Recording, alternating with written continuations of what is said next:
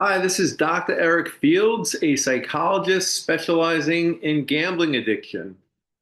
Today, I'm talking about the difference between denial and disbelief and a way to really prove, for lack of a better way of saying it, whether or not you can't control your gambling. So, a lot of times in gambling treatment, this word denial comes up over and over. And I've developed such an aversion to this word because it has its roots in psychoanalytic therapy.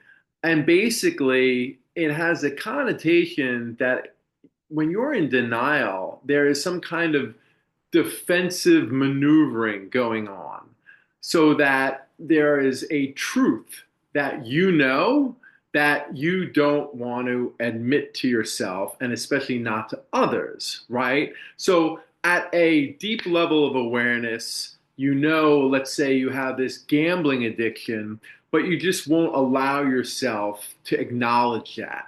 And this denial is your defense mechanism against this unconscious awareness. And I don't really like that term because I feel like it's not a term that can be universally applied to all people with a gambling addiction who don't think that they have a true problem. So the term that I prefer is disbelief because disbelief really speaks to everybody with a gambling addiction who does not think that they have an issue with this or they think that they are able to control it. They just have to go about it a different way or learn some different kinds of lessons, and then eventually they'll be able to keep it under control. And this word I like much better because I do feel a lot of times people with gambling addiction, they actually don't believe that they can't control their behavior. And so let's use that word moving forward. Okay. So if you're in disbelief and you're really thinking that, yes, I get it, I have all this evidence in the past, right? That really is painting a picture of me not having control over gambling. But I really do believe that I could learn to be under control, or if I was more vigilant, or if I was more focused, or I was, putting myself in less vulnerable situations. Whatever the thought process is for you, if you really want to determine whether or not you truly have a gambling addiction and or are not able to gamble responsibly. And then I always use this as a third option that I talk about with patients. There are a bunch of you that might actually be able to learn how to gamble responsibly, but sometimes you have to think of it from this perspective. At what cost, right? So let's say you could potentially learn how to do this moderately and responsibly, but it might take you 10 years and cost you $2 million, dollars, right? So then you have to kind of think of it like, is it worth it? Okay. So who I'm really speaking to then are those that think in the near future, they'll be able to keep this under control. And if you're on the fence or if you need some convincing, either way, I always tell my patients run the experiment.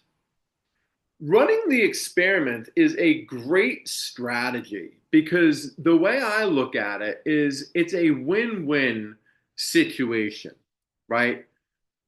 By running the experiment, you're trying to prove your case, whether you can do it responsibly or you cannot do it responsibly. And it's a win-win because if you try to set up parameters and guidelines to follow to keep yourself responsible, and you're able to follow them consistently over a long period of time, what you're doing is you're building a good case for being able to learn how to do this responsibly. And you're also going to be learning some valuable skills. If anybody has a chance of moving from being dependent on a certain behavior or substance to being more responsible in that use or that behavior, if anybody stands a shot at being in that situation, then they have to learn this vital skill of self awareness, being aware. And that leads to an actual behavioral skill that in psychology we call self monitoring. And that's just a fancy way of saying we're paying very close attention to our behavior to make sure that it stays within certain guidelines and parameters. And where do these guidelines and parameters come from? You, right? You're the expert. And I never force feed goals down anyone's throat or say, oh, you need to be doing it this way. The bottom line is whatever you're comfortable with, that's not going to induce guilt, okay? That's the goal.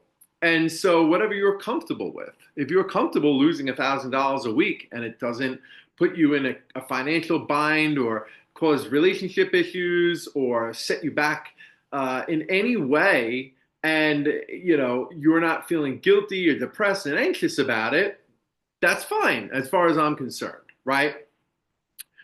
But in order to stay within any guidelines that you come up with, that you basically going to define as being responsible or acceptable to you, you need to self monitor to make sure that you are not doing anything impulsively, that all your actions are deliberate and thoughtful.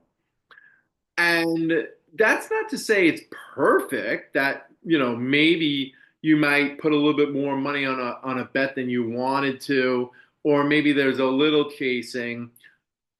As long as you're following these guidelines pretty well and you definitely don't feel like you're crossing that line where you're out of control, then, the experiment can show that you are able to do this. And like I said, by trying to stay within these guidelines, you are going to be using and learning how to be more self aware and self monitor, which is the key if you have any shot at all at gambling responsibly. Now, the reason why I said before it's a win-win kind of situation is because you're going to run the experiment and it's either going to prove your case that you can do this responsibly, and having run the experiment, you will learn how to do it responsibly because you're going to be really focused on what you need to be aware of and how you need to monitor your behavior. And beforehand, you're going to be coming up with these parameters and guidelines. So you're going to have like basically a roadmap, okay, and learning how to steer the car to stay on track. And that's great. So what you've proven is with the right strategies and training, I am able to responsibly gamble. Now, if you cannot stay within these guidelines and you keep coming back to the drawing board, so to speak, and tweaking it and saying like, all right, well, maybe, this isn't working, so I need to like change this or change something that has to do with, the amount that I'm betting, the frequency that I'm betting, the sports that I'm betting on, the time of day that I'm betting, right? And you're tweaking all these different variables, and no, you're out of control again. And then you go back to the drawing board and you tweak the variables again, and no, you still can't do it. And maybe you're in a situation where you can do it for a couple days or a couple weeks, but then eventually, all caution goes to the wind and you're in a real pickle again. And so that is now building a case that you cannot do it, or it would just probably take way too much time to learn how to do it. And then it goes back to that third point I made earlier, which is why bother? It's not worth it, right? And then some of you may learn that the experiment fails in glorious fashion very quickly, where you set up these parameters and then all of a sudden you're gambling for 8 hours and you wake up the next morning and you're $20,000 in debt. And that might be enough to just say, that's it, right? So we have to consider the intensity too. So if you're like, going outside the guidelines a little bit here and there, and maybe sometimes a little bit significantly, but not too devastating, you might want to continue to run the experiment. I would understand if you're still not convinced at that point, but at a certain point, you're going to have to get real with yourself and say, this is not working if it truly looks like you can't control your compulsive gambling. So rather than constantly telling yourself, I can do it, I don't have a problem, again, not necessarily that you're in denial, but just disbelief, you don't believe it. Because there's a lot of times I work with people who genuinely think they can control it. I don't think they're giving me lip service or that they're in denial. I think sometimes people genuinely think they can do it, especially young guys, because they're young and, they got that ego and I can do this, I know it. And that's okay, but you have to run the experiment to prove it one way or the other. Okay? So this is Dr. Eric Fields, a gambling specialist. I hope you found this video helpful. And as always, if you like it, please comment or leave a message. Also, as always, I wish all of you the best success in overcoming this really difficult to overcome addiction. Take care, everyone.